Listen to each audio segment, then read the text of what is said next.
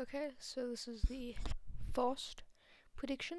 Gavin Newsom versus JD Vance. Starting off with we'll start with the safe states. These will be won by an over 10% margin. So we have Washington, California. California, of course, is the governor there. Washington, very blue state. Hawaii, also very blue. Then much of the Midwest is very Republican. With the Alaska, it was in 2016 it voted for Trump by plus 14.7. Then 2020 it was 10.1. So it was getting more blue, but then in 2024 it shifted up to 13.1. So I think since it'll be likely be a blue wall election because Donald Trump it does not have very high approval. It's been kind of his approval is sinking, just faster than Biden's was. Um, so I think it could get a bit close, but I still think it'll be an over 10% margin. Uh, a lot of these states, uh, here, Midwest, South, are still very red.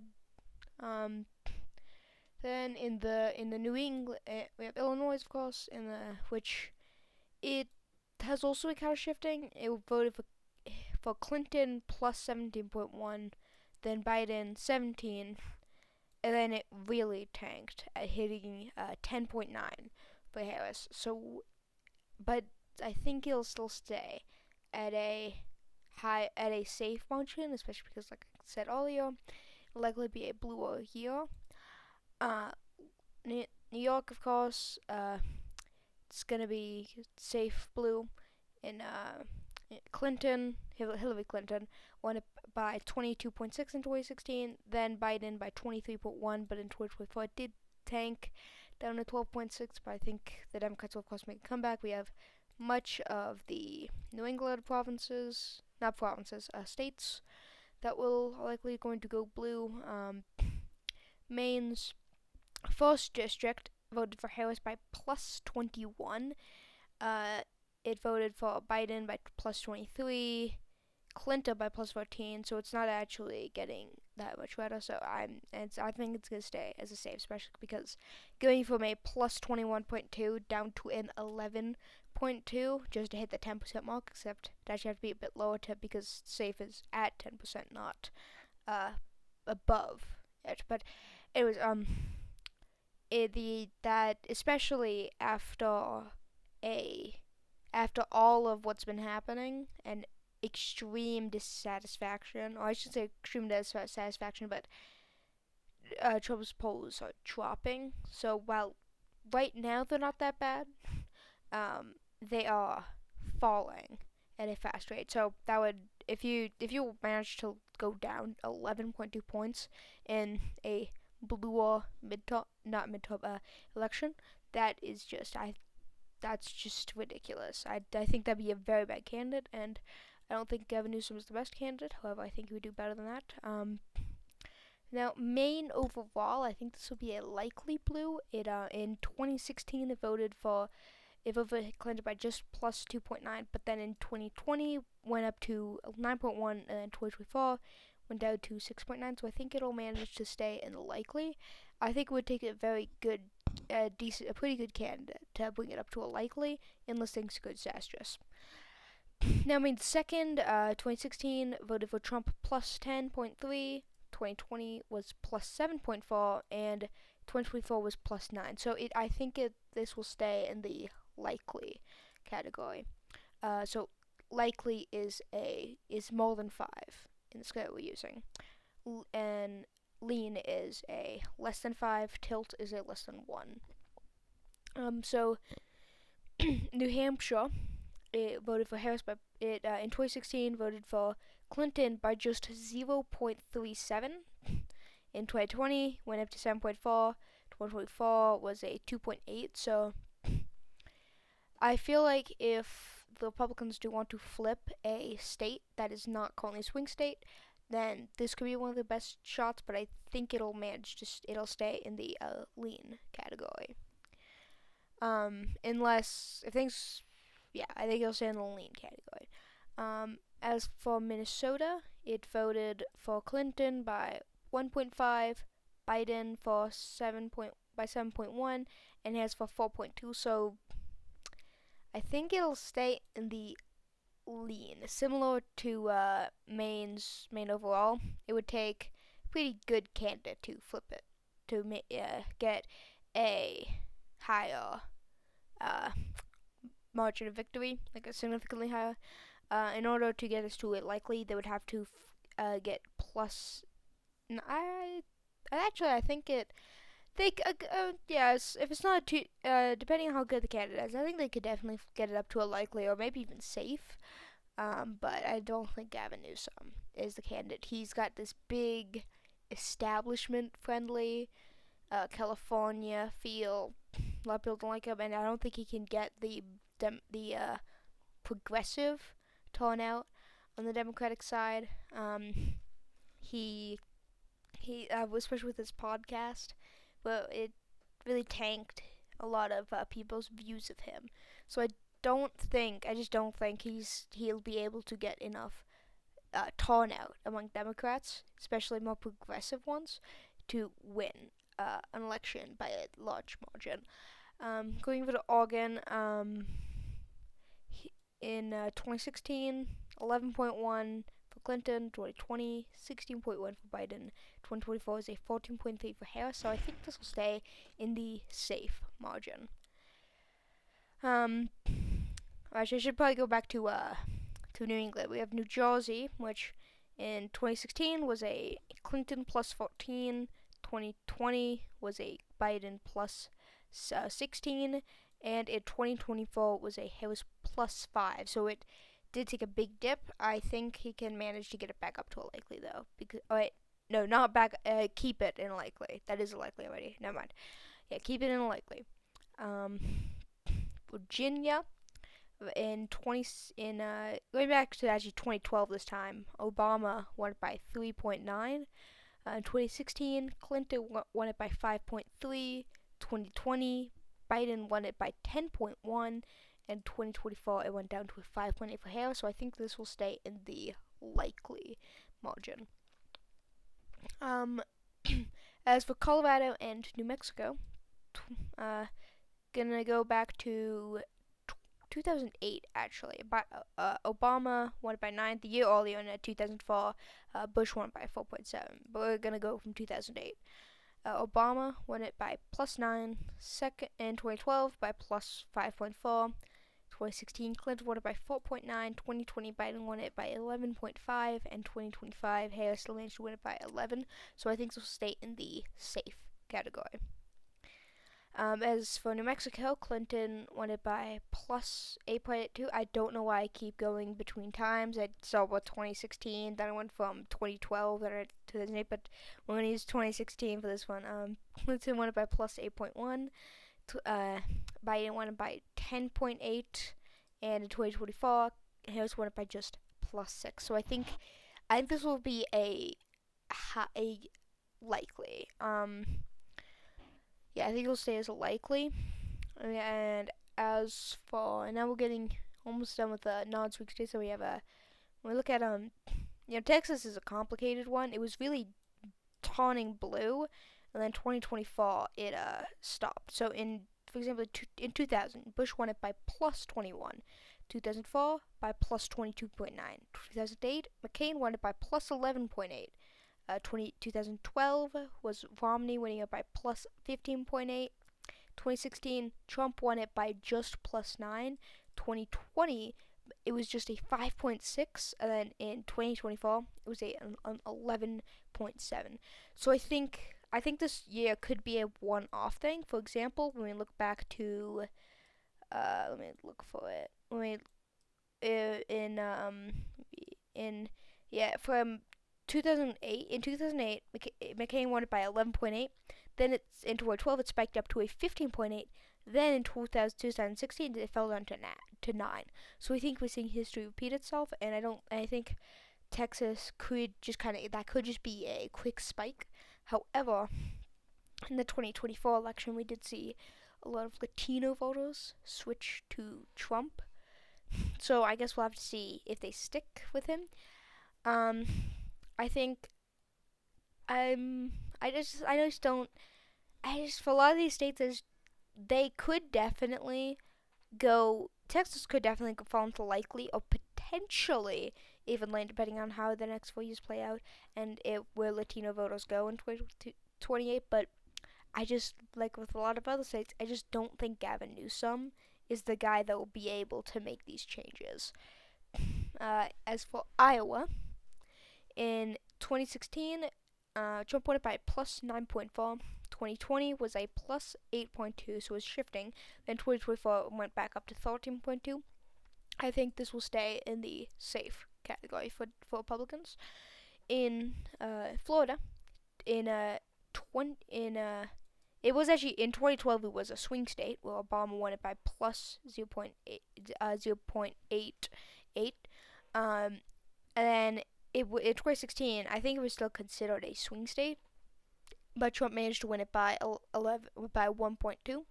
And then by 2020, it was 3.4, and 2024 it was 13.1. So, it did get significantly more red from 2020 to 2024.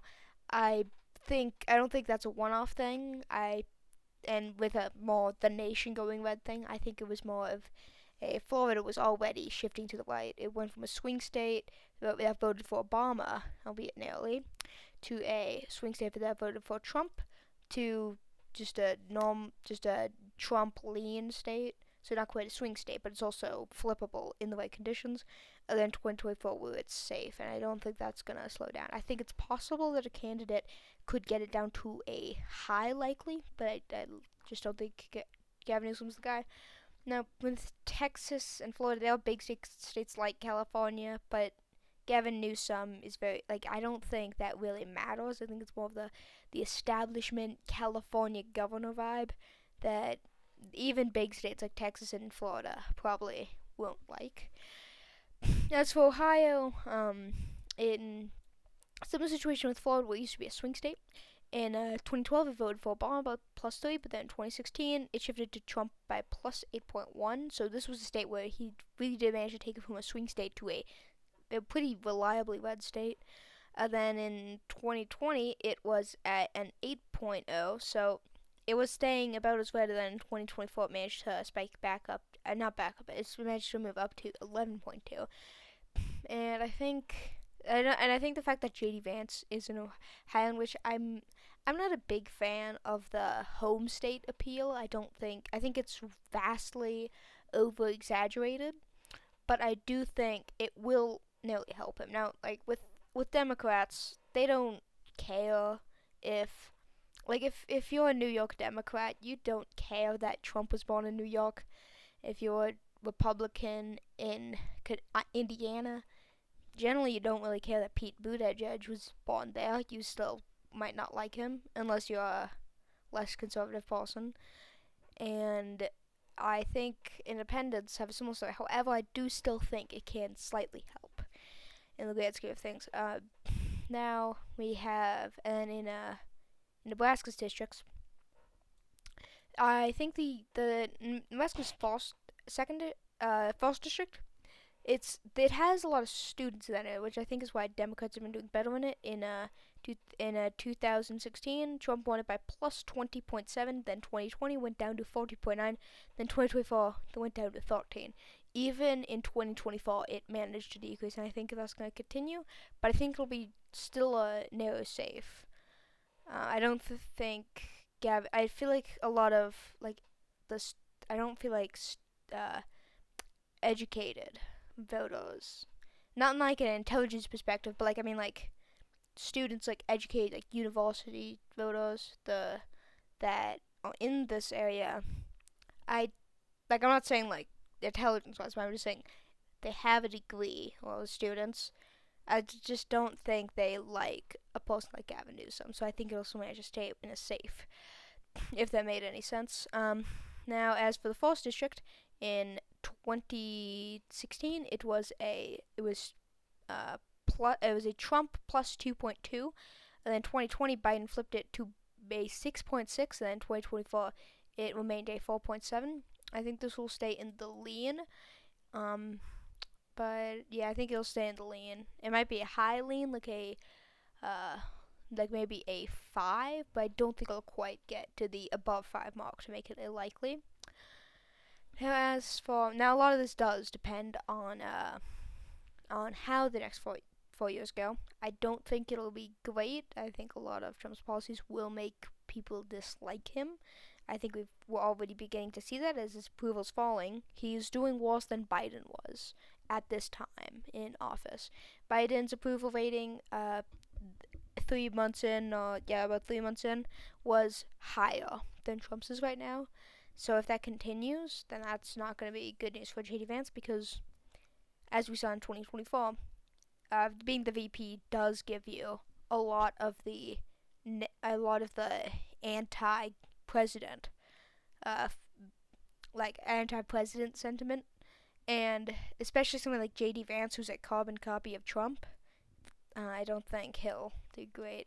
Now we get to the swing states, where I don't think, as for the swing states, I don't think it really matters how they go every election because they're swing states. So now it just depends on, like I said, primarily how the next 4 years go. But I think Nevada has a large Latino population, and in 2024 we did see a big shift. So we'll have to see where that goes. So I think this depends on how if Latino voters stay with Republicans, and I do kind of feel like they might, but I also feel like Gavin Newsom being in California, Nevada, neighboring. I'm not saying just because you neighbor a state means you like them. For example, Coloradans in Wyoming are very opposite political dynamics, but I do think Nevada and California have this special connection, but I do think it depends on how Latino voters go. I think he could get a tilt blue. It'll either be a tilt blue or tilt red, but I think it'll manage to be a tilt blue. Then in Arizona, they have Latino voters. They have some suburban voters, especially, and like some college educated. It also has older voters. Now, thing is, despite that, it is pretty Republican. And I know, yes, Latino voters, they did shift red, but even before that happened, it was still already pretty Republican. I think this will stay in the Republican column. I think it will be by a lean margin in 2024. It was a plus 5.5. I think this will be a plus 2.5 kind of area, maybe plus 3.5, that type of area, where unless Latino voters do shift back to the Democrats. Then we have Georgia. That'll be our next state. It has black voters, suburban voters, many rural voters, of course, swing state. It is fairly red, though. In 2024, voted for Trump by 2 points.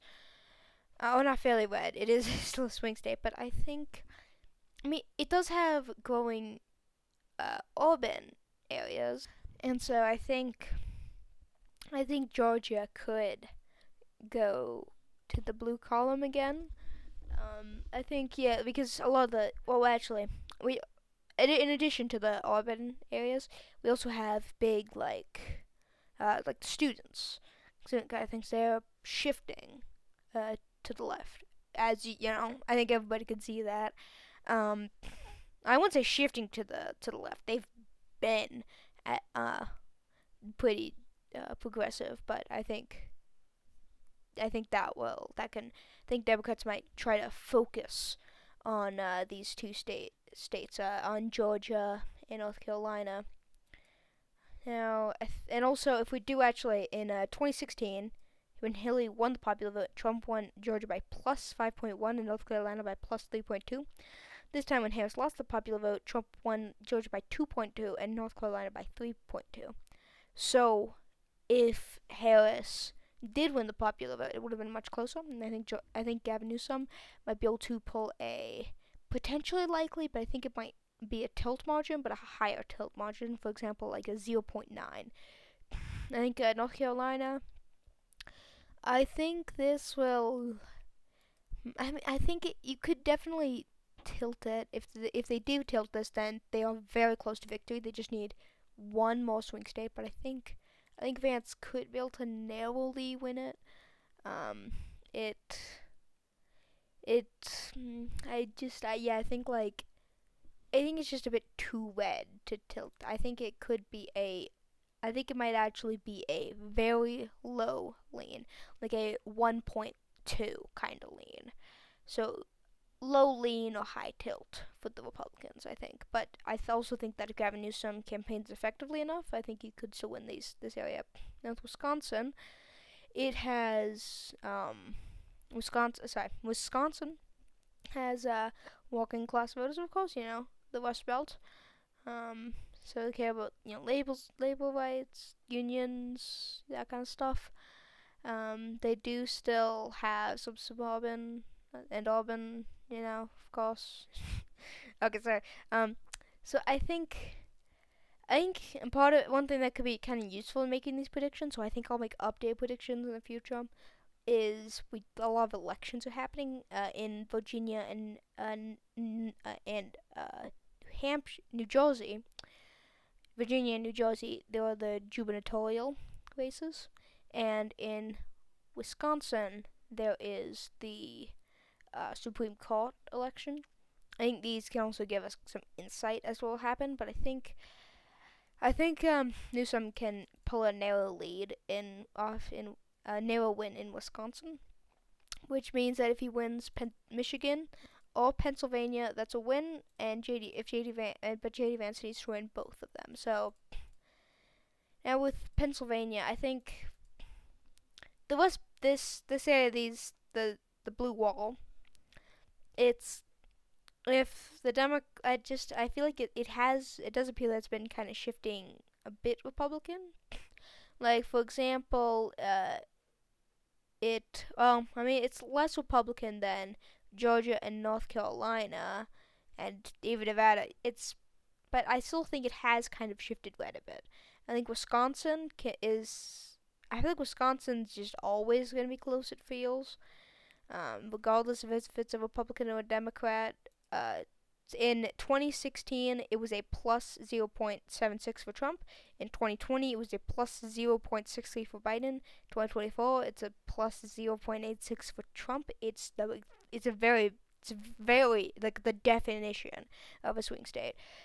But so I think that Wisconsin will still be a big possibility for Democrats, but Michigan and Pennsylvania do appear to have shifted. But I think Michigan is still recoverable. Well, so Michigan has union voters. They have, so that is not union voters, but unions are important workers' rights. Yeah. There's in a sorry I just yeah they do have uh some black voters in cities like Detroit. They have some suburban areas not areas voters in, like, for example, Oakland County, which have been trending Democratic. I'm not sure if they did in 2024. So I think it's still I think it's still a possibility that a Democrat can win, but it did shift. I feel like there's a high Muslim or Latino population, but I'm not positive on that. One moment, sorry about that. Oops. One. Okay, so that is not true. There is about 6% of the population is Latino, and like 2.7 is Muslim. So I guess what I said is very much not true. But I think it is possible for Democrats to win. But it does appear that this area has been shifting red. As for Pennsylvania, they have working class. Used to have like a bunch of steel manufacturers. Actually, I shouldn't say used to. I think it still does have a fair bit, but it's steadily shrunk. Manufacturing's a big thing there. But yeah, working class. But the thing is, they're in they do have Democrats do have a bit of a Pennsylvania problem. You could probably look at a different video if you want insights into what's going on there. But like like in Pennsylvania, it's kind of like there's like a lot of Republican Republican like registration. I'm not sure what the word is, but there's a lot of like Republican I never mind, just Republican registration, whatever the word is. Sorry, I just kind of forgot the word. Um, but yeah, the Democrats do have a bit of a Pennsylvania problem, and I think that JD Vance might be able to carry out a narrow win here, and then it all comes down to Michigan. Um, Now this is like totally dependent on what happens in the next 4 years. I think it is possible that Gavin Newsom could pull off a narrow victory, but I also feel like a lot of people like Gavin Newsom. I just don't feel like he's the right candidate. I think it is possible that JD Vance wins. I think like this is very dependent on what happens over the next 4 years, and I think it could be an extremely narrow victory for Gavin Newsom in the state of Michigan, and I mean like very narrow. Like in again in 2012, Obama won it by 9.8 points, which I guess that's not saying much because that was the 2012 election. Just 2016, Trump won it by plus 0.22. In 2020, Biden won it by 2.8. 2024, Trump won it by 1.4. Think of those numbers, 2.8 and 1.4. So pretty like those are lean margins. But I think it might be like 2016 when Trump won it by 0.22. I think it'll be that kind of margins for Gavin Newsom. Like very, very thin, except I think it might actually be even closer, like 0.15. I think it'll be a very close win in Michigan, especially considering all the tariffs that will affect a lot of voters across the country. It's just that I don't feel like Gavin Newsom is the right candidate. That people be like, yeah, I don't like Trump, or I don't like JD Vance, who's the VP, and very similar policy-wise to Trump, but like I'll vote for Gavin Newsom. Now I feel like a lot of people don't like Gavin Newsom, which is why I'll make it a very close election. But other candidates could definitely manage to get could definitely get better results. So I think this will be if Gavin Newsom secures the 2028 nomination, which I actually don't think he will, and I'll explain why in another video. But I don't think Gavin Newsom will win the nomination. But if he does in 2028 to JD Vance, not to JD Vance, if he does win it, and JD Vance wins the Republican one, which let's be honest, if JD Vance runs, he will win the Republican nomination. Like I don't see any other candidate winning. It's possible, but I really don't think it will happen. Then if that happens, I think Gavin Newsom will narrowly win 273 electoral votes to JD Vance's 265, winning the presidency. I think the popular vote will be very close, but I think Gavin Newsom will manage to win it. So, yep, that was false prediction. Let me know how you feel about it. Thanks for watching.